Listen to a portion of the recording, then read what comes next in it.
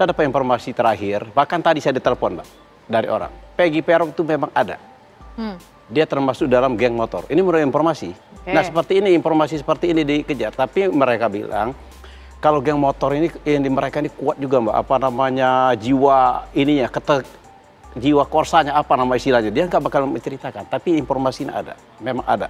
Yang bernama yang namanya Peggy Peron. Tapi bukan klien kami, Peggy Setiawan. Jadi pernah jadi ketua geng motor? Di Pacet. Di Pacet. Pernah jadi ketuanya? Hari Senin, apapun putusan dari pengadilan, kemarin kami dikumpulin oleh ketua kami, Ibu Sugianti, walaupun kami berkeyakinan 99%, kita lihat berkeyakinan karena dari fakta yang persidangan dan dari fakta hukumnya kami lihat kan, 99% kami yakin ini kalau kami menang, tapi apapun namanya, kami tetap harus siap menerima apapun putusan dari hakim tunggal itu. Dan yang bernama Peggy Setiawan, Peggy itu banyak. Ini kan Peggy Peron. Dan saya mendapat informasi terakhir Mbak ya, sebenarnya makanya saya bilang, di sini kita pihak kepolisian harus jeli betul Mbak. Saya dapat informasi terakhir, bahkan tadi saya ditelepon Mbak, dari orang. Peggy Peron itu memang ada.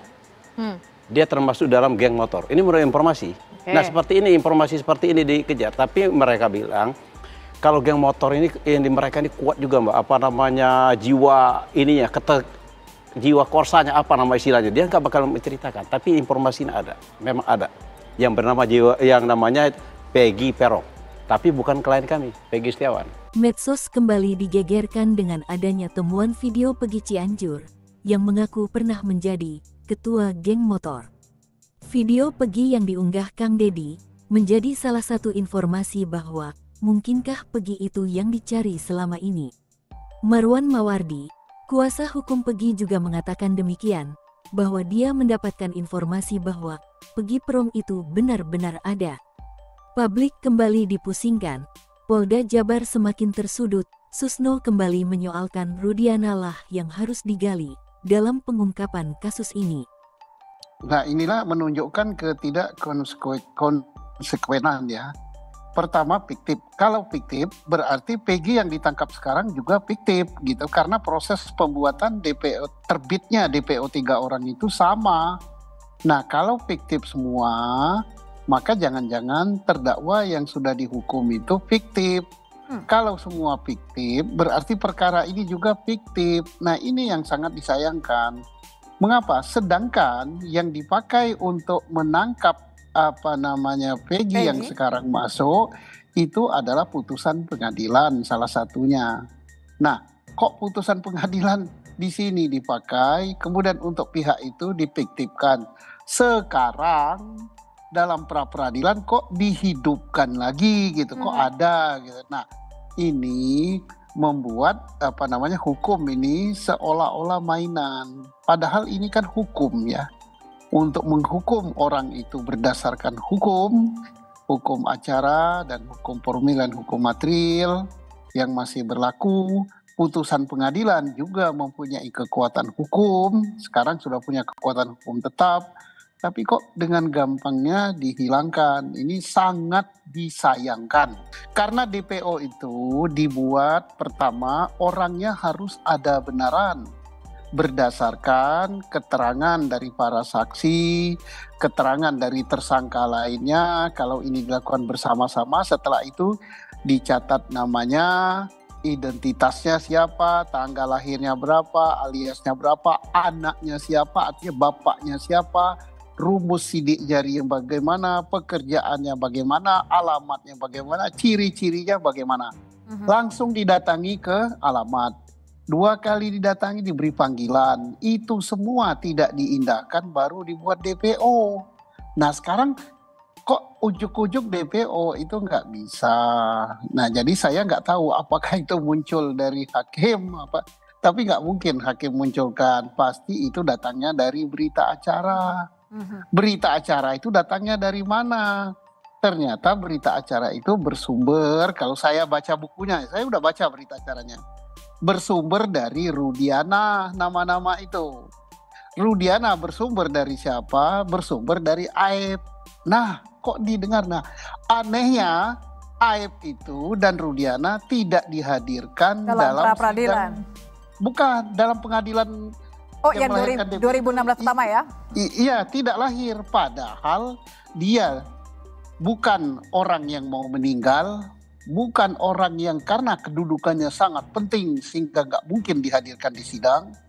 Maka itu aneh ya, hakim bisa menerima berita acara saksi itu di bawah sumpah, agak aneh. Mestinya nggak boleh. Baca dulu UHAP itu, yang boleh tidak hadir di sidang itu siapa saja. Bukan orang seperti Aib, seperti Rudiana gitu. Kok enak benar gitu. Anehnya oleh jaksa diterima.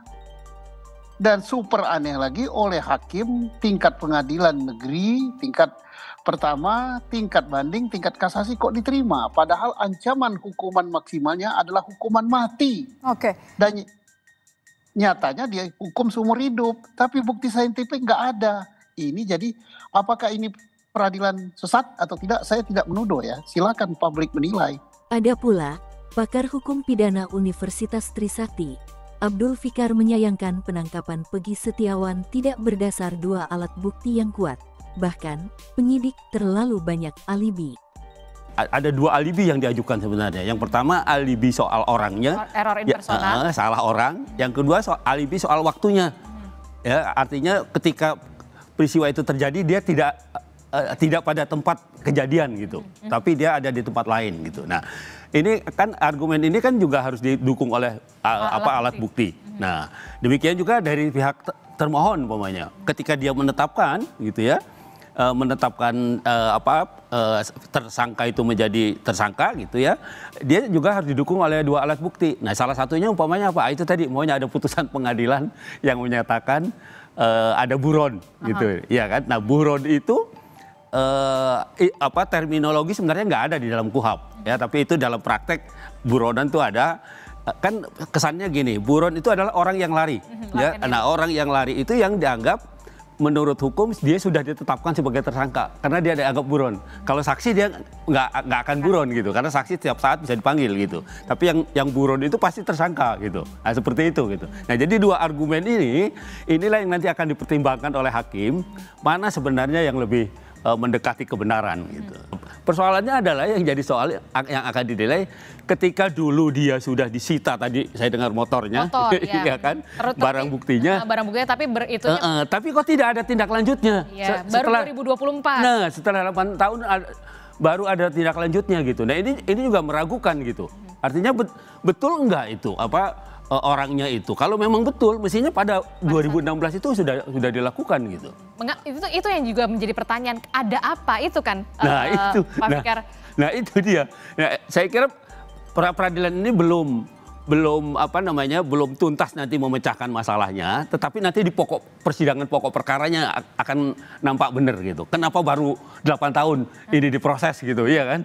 Kenapa baru ketika ada filmnya ini baru jalan lagi, umpamanya seperti itu kan? Nah, itu juga jadi pertanyaan-pertanyaan publik gitu.